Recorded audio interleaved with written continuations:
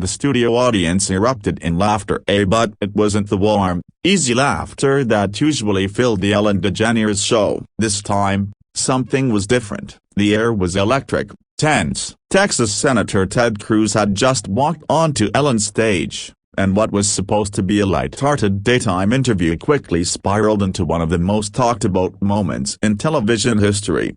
It began innocently enough. Ellen, ever the charming host, opened with her signature wit, tossing playful jabs about Cruz's conservative politics, his Texas roots, and his fiery reputation. The audience chuckled as she quipped, "So, Ted, how do you survive in Washington without smiling?" Cruz, smiling tightly, responded with grace, but behind his calm tone, you could feel a man ready to stand his ground. As the conversation deepened, Ellen's questions turned sharper. "How can someone talk about love and equality," she asked, "and still stand against things so many Americans believe in, like marriage equality or compassion for immigrants?" The audience murmured. It was the kind of moment talk shows are built on: attention, truth, and the risk of public embarrassment. But Cruz didn't flinch. He leaned forward, his voice steady, his expression calm. "Ellen," he began, "you and I disagree on a lot, that's obvious, but disagreement doesn't mean hatred. I don't hate anyone. I just believe in different ways to build a country that's fair to everyone. You talk about kindness. I believe kindness also means letting people think differently without mocking them for it." The crowd went silent. Even Ellen seemed momentarily caught off guard. She tried to lighten the moment with humor. "Well,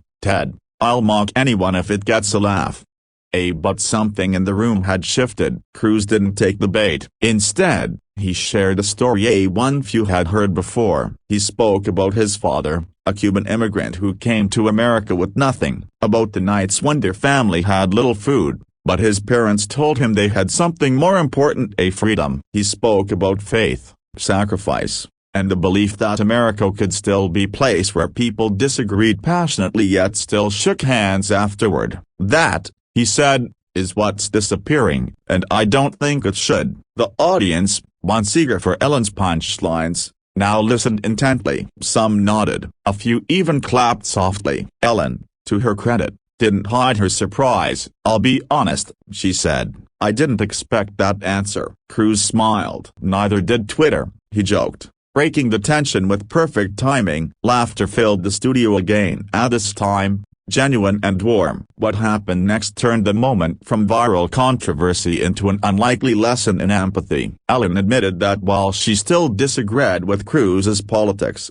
she respected his willingness to show up, to walk into what could easily have been an ambush, and to face criticism with grace instead of anger. "We need more of that," she said quietly. "More people willing to talk instead of shout." By the end of the segment, Ellen extended her hand. Cruz shook it firmly, smiling. "We'll never agree on everything," she said, "but maybe we can agree to be a little kinder." That handshake, simple yet powerful, spread across social media like wildfire. Millions watched the clip, and opinions flooded in from every side. Some praised Ellen for hosting him at all. Others were stunned by Cruz's calm, articulate defense of his beliefs. But the real impact came from what the moment represented: two people, worlds apart in ideology, meeting in the middle for a few minutes of genuine humanity.